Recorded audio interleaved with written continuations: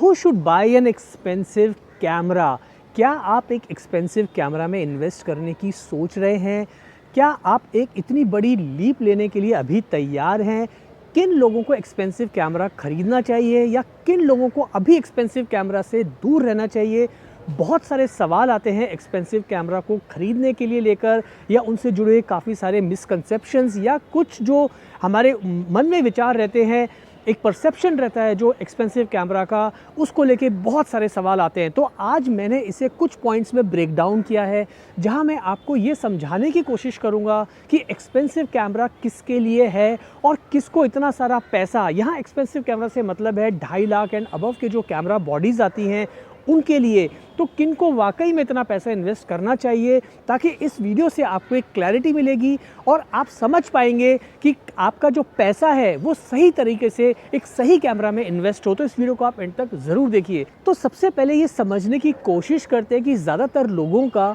Perception क्या होता है एक एक्सपेंसिव कैमरा के बारे में। ज़्यादातर लोग सोचते हैं कि अगर मैं एक्सपेंसिव कैमरा लूँगा तो उससे मैं एक बेटर फोटोग्राफ़र बन जाऊँगा और मेरी फ़ोटोज़ जो हैं वो बहुत ही टॉप नॉच क्वालिटी की मिलेगी, मेरी जो पिक्चर्स हैं वो एक प्रोफेशनल क्वालिटी की मिलेगी, क्योंकि मैंने एक एक्सपेंसिव कैमरा या प्रोफेशनल कैमरा में इन्वेस्ट किया है। तो क्या ये सब सच है? दोस्तों बिल्कुल भी नहीं। तो अब मैं पॉइंट वाइज आपके साथ में ये सारी चीज़ें डिस्कस करने वाला हूँ, तो इसको आप धीरे धीरे और अच्छे से समझिए ताकि आप एक अच्छा फैसला लेने में कामयाब हों। Point number 1, professional photographers. अब देखिए, प्रोफेशनल फोटोग्राफर्स को क्यों एक हाई एंड या एक्सपेंसिव कैमरा लेना चाहिए? बिकॉज यहाँ पर फास्टर ऑटो फोकस मिलता है, ड्यूरेबिलिटी मिलती है और सुपीरियर इमेज क्वालिटी मिलती है। अब सुपीरियर इमेज क्वालिटी आपको इसलिए नहीं मिल रही है क्योंकि आपके पास में एक हाई एंड कैमरा है या आपने एक एक्सपेंसिव कैमरा में इन्वेस्ट किया है। सुपीरियर इमेज क्वालिटी आपको इसलिए मिल रही है क्योंकि जब आप एक प्रोफेशनल फोटोग्राफर बनते हैं या उस लेवल पर आ जाते हैं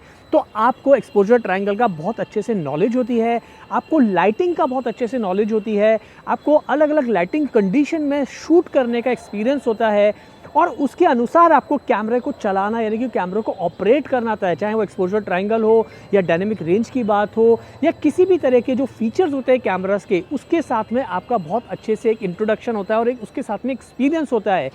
एक एक्सपेंसिव कैमरा में इन्वेस्ट करने का सबसे बड़ा एडवांटेज ये होता है कि प्रोफेशनली जब आप काम करते हो तो आप अपने क्लाइंट को जो है टॉप नॉच जो है आप रिजल्ट्स डिलीवर कर पाते हो उसकी रिक्वायरमेंट के हिसाब से। तो कोई भी एक प्रोफेशनल फोटोग्राफर है, जब वो सोचता है कि उसको एक हाई एंड कैमरा में या एक्सपेंसिव कैमरा में इन्वेस्ट करना है, तो ये उसके लिए डिसीजन काफ़ी क्रूशल होता है। यहाँ पर मैं एक बात कहना चाहूँगा कि अगर आप इस लेवल पे पहुँच चुके हो तो एक एक्सपेंसिव कैमरा या एक हाई एंड कैमरा ना केवल आपकी ज़रूरत है बल्कि वो आपकी किट में 100% होना चाहिए, क्योंकि अब आप उस लेवल पे आ चुके हो जहाँ पर आप एक क्लाइंट को बहुत ही डीप सॉल्यूशंस देते हो, क्वालिटी के सॉल्यूशंस देते हो और आपका जो टोटल वर्क फ्लो है वो बहुत ही एक प्रो लेवल का होता है, जहाँ पर किसी भी तरह का इमेज क्वालिटी में या वीडियो क्वालिटी में किसी भी तरह का कोई कॉम्प्रोमाइज़ नहीं होता। तो आप अगर उस लेवल पर हो तो डेफिनेटली आपको एक एक्सपेंसिव कैमरा को ख़रीदना चाहिए, उसमें इन्वेस्ट करना चाहिए। लेकिन अगर आप अभी उससे थोड़ा दूर हैं तो आप आगे के पॉइंट्स भी सुनिए, ताकि आपकी जो पिक्चर है एक्सपेंसिव कैमरा के बारे में, आपका जो भी परसेप्शन है वो थोड़ा और क्लियर हो और आपको क्लैरिटी मिले। पॉइंट नंबर 2,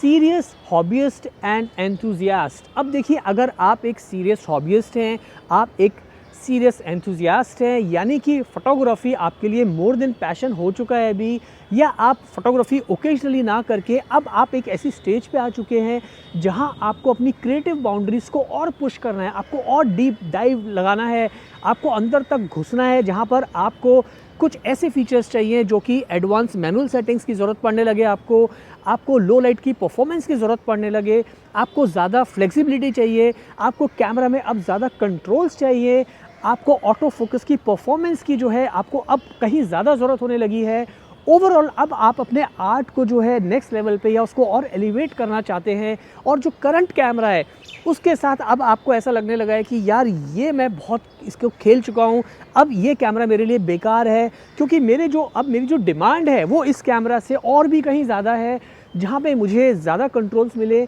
जहाँ पे मेरी जो फोटोग्राफी है वो बहुत ही नेक्स्ट लेवल पे जाए और मैं वो सारे फीचर्स चाहे ज़्यादा ब्रॉडर जिसे हम कहते हैं रेंज ऑफ लेंसेज को मैं यूज़ कर सकूँ, अलग अलग लेंसेज के साथ में एक्सपेरिमेंट कर सकूँ और उन ऑप्टिक्स का जो है परफॉर्मेंस के अंदर उसका मज़ा देख सकूँ अलॉन्ग विद द लाइटिंग, तो फिर आपको जो है एक ऐसे कैमरा में इन्वेस्ट करना चाहिए जो कि एक हाई एंड कैमरा है, एक एक्सपेंसिव कैमरा है, 2.5 लाख एंड अबव वाले कैमराज़ हैं। वहाँ पर आपको ये सारी चीज़ें मिलने लगती हैं, ज़्यादा कंट्रोल, आपको ज़्यादा मैनुअल सेटिंग्स, ज़्यादा जो है better auto focus performance, better लो लाइट परफॉर्मेंस, वो सारे फिर आपको उन कैमरा में मिलने लगती है। लेकिन अगर अभी आप उस स्टेज पे नहीं पहुँचे हैं, अभी आप उस बाउंड्रीज़ के अंदर है जहाँ पर अभी आप क्रिएटिवली जो है अपनी फ़ोटोग्राफी के बारे में नहीं सोच रहे हैं, अभी आप सिर्फ ये जानने की कोशिश कर रहे हैं कि फ़ोटोग्राफी क्या होती है, अलग अलग लाइटिंग कंडीशंस में शूट करना क्या होता है, पोर्ट्रेट फ़ोटोग्राफी को मैं स्टूडियो में फ्लैश के साथ में कैसे सीख सकता हूँ, या फिर मैं इंडोर आउटडोर के अंदर कैसे लैंडस्केप, अगर आउटडोर करो तो लैंडस्केप फ़ोटोग्राफी में कैसे कर सकता हूँ, या स्टूडियो के अंदर या फ्लैश के साथ में किस तरह से मैं अपने कैमरा को यूज़ कर सकता हूँ। यानी कि अभी आप एक लर्निंग स्टेज पे हैं जहाँ आप फ़ोटोग्राफी को डिस्कवर कर रहे हैं, फ़ोटोग्राफी एक्सेसरीज़ को सीख रहे हैं चलाना, फ्लैश फ़ोटोग्राफी सीख रहे हैं, नेचुरल लाइट के अंदर आप फ़ोटोशूट करना सीख रहे हैं, तो फिर एक्सपेंसिव कैमरा अभी आपके लिए नहीं है। अभी आप उससे थोड़ा दूर रहिए, क्योंकि क्या होता है कि जब आप शॉप में जाते हैं या किसी डीलर से बात करते हैं, तो वो हमेशा उनको तो अपनी चीज़ें बेचनी है तो बोलेंगे भाई ये कैमरा बहुत अच्छा है, ले लो, एक बार का इन्वेस्टमेंट है। लेकिन यहाँ पर आप समझिए, अगर आप एक महंगा कैमरा अभी ख़रीद लोगे जब आप उसके लायक ही नहीं हो, तो यहाँ पे इन्वेस्टमेंट जो है वो काफ़ी बड़ी हो जाती है। और जब तक आप फोटोग्राफी सीखते हैं या अच्छे 1-2 साल में आपका हाथ साफ़ होता है, तब तक कुछ और नए कैमराज आ जाते हैं और आपको लगता है कि यार काश मैंने थोड़ा वेट किया होता, या इतना पैसा इन्वेस्ट ना करके मैंने 2-3 लेंसेज और ख़रीद के अच्छे से फोटोग्राफी को सीखा होता तो ज़्यादा बेटर रहता। Point number 3, content creators and videographers. तो यहाँ मैं बात कर रहा हूँ उन कंटेंट क्रिएटर्स की या वीडियोग्राफर्स की जो एक सीरियसली वीडियो प्रोडक्शन कर रहे हैं, यानी कि उससे पैसा कमा रहे हैं। मैं उन कंटेंट क्रिएटर्स की बात नहीं कर रहा हूँ जिन्होंने अभी अभी इंस्टाग्राम पे रील डालना शुरू किया है या अभी अभी यूट्यूब के वीडियोस बनाने शुरू किए हैं, बट मैं उन लोगों की बात कर रहा हूँ जो कंटेंट क्रिएशन से पैसा बनाना शुरू कर चुके हैं। अब उनको ज़्यादा वीडियो रिजोल्यूशन चाहिए, अब उनको जो है ज़्यादा हायर फ्रेम रेट चाहिए, जैसे कि 4K 60 या 4K 120 या इवन 6K या इवन 8K जैसे रिजोल्यूशंस चाहिए, या फिर आपको जो है ज़्यादा कलर चाहिए, यानी कि 4:2 10 बिट चाहिए जहाँ पे आपको कलर्स अच्छे ज़्यादा मिलें, आपकी फुटेज और भी प्रोफेशनल नज़र आए, या फिर आपको जो है अब कलर ग्रेडिंग की ज़रूरत पड़ने लगी है जहाँ पर आप अपना काम को एक प्रोफेशनल कलर ग्रेडर से जो है, जो प्रोफेशनल कलर ग्रेडिंग करता है, उससे अपनी वीडियो फुटेज को आप एडिट करवा रहे हैं। तो यहाँ पर आपको ज़रूरत पड़ जाती है एक अच्छे हाई एंड कैमरा की जो ये सारे फीचर्स आपको देता हो, यानी कि आपको 4K 60, 4K 120 देता हो, या 6K या इवन 8K जैसी परफॉर्मेंस जो है वो आपको ऑफ़र कर रहा हो, और वहाँ पर आपको 4:2 10 बिट मिल जाए, आपको DCI का ऑप्शन मिल जाए, आपको ऑल इंट्रा का ऑप्शन मिल जाए, आपको रॉ कैप्चर का ऑप्शन मिल जाए, और आपको जो है अलग अलग कलर प्रोफाइल, जैसे कि सोनी का अगर मैं यूज़ कर रहा हूँ तो S-Log 3 या HLG या अलग अलग तरह के कलर प्रोफाइल, निकॉन के अंदर आप जा रहे हैं तो वहाँ पर N-Log है या C-Log आपको मिल जाता है या F-Log आपको मिल जाता है फूजी फिल्म में। सो वहाँ पर आपको जो है ज़्यादा कंट्रोल मिल जाता है एज अ कंटेंट क्रिएटर या एज अ वीडियोग्राफर। आपको एक फ्रीडम मिलती है अपने काम को जो है प्रोफेशनल ढंग से करने की, जहाँ पर आपका कंप्लीट जो है कंट्रोल होता है आपकी वीडियो फुटेज के ऊपर, जिससे आप अपने क्लाइंट को जो है टॉप नॉच या जिसको हम कहते हैं प्रोफेशनल लेवल का फिल्म मेकिंग का काम आप करके दें। तो अगर आपको ये सब काम आता है, आपने ये सब काम सीख लिया है, आप इस काम को अच्छे से करना जानते हैं, और आपकी जो एडिटिंग है वो उस लेवल पे अब जा चुकी है जहाँ पर आपको ये सारी रिक्वायरमेंट है, तो फिर आप जो है एक हाई एंड, एक एक्सपेंसिव कैमरा अपने लिए ज़रूर लीजिए, जिससे आपका जो काम है वो ना केवल एक प्रो लेवल पे जाएगा, बल्कि आपकी जो अर्निंग है वो भी काफ़ी मल्टीप्लाई होगी। बिकॉज अब आप एक ऐसी स्टेज पे आ चुके हैं जहाँ पर आप क्लाइंट से उतना पैसा डिमांड कर रहे हैं और क्लाइंट आपको पे भी कर रहा है। लेकिन अगर आप अभी उस स्टेज पे नहीं हैं, अभी आप सीख रहे हैं, अभी आपको समझ में आ रहा है कि भाई 4K फुटेज शूट करने के बाद में या मुझे प्रॉक्सी फाइल बनाने के बाद में किस तरह से इमेज के ऊपर काम होता है, फिर कैसे उसको हम रीलिंक करते हैं, किस तरह से कलर ग्रेडिंग होती है, ये सब अभी उसके प्रोसेस में सीखने के, तो फिर अभी आपको ज़रूरत नहीं है एक एक्सपेंसिव कैमरा में पैसा डालने की। आप एक मिड बजट का कैमरा लीजिए, उसके साथ आप पहले खेलिए, समझिए सारी चीज़ों को, एक्सपीरियंस लीजिए, और तब कहीं जाकर आप एक एक्सपेंसिव कैमरा में इन्वेस्ट करिए। क्योंकि यहाँ पर सिर्फ कैमरा का सवाल नहीं है दोस्तों, यहाँ पर सवाल आता है अलग अलग एक्सेसरीज़ का और उससे जुड़ी बहुत सारी चीज़ें हैं। अगर आप एक एक्सपेंसिव कैमरा खरीदते हो तो आपको फिर अच्छे लेंस भी खरीदने पड़ते हैं, आपको एक एडिटिंग के लिए अच्छा सेटअप भी डालना होता है, उसकी कॉस्ट भी लाखों में चली जाती है। तो इन बातों का आप ध्यान रखिए। सिर्फ एक्सपेंसिव कैमरा खरीदने से आप अच्छे फोटोग्राफर, वीडियोग्राफर नहीं बन जाते हो। तो अपना पैसा ये सारे पॉइंट्स को कंसीडर करने के बाद, वीडियो को एंड तक देखने के बाद ही आप ज़रूर इन्वेस्ट करें ताकि आप एक सही कैमरा खरीद सकें। Point number 4, low light and action photographers. अगर आप लो लाइट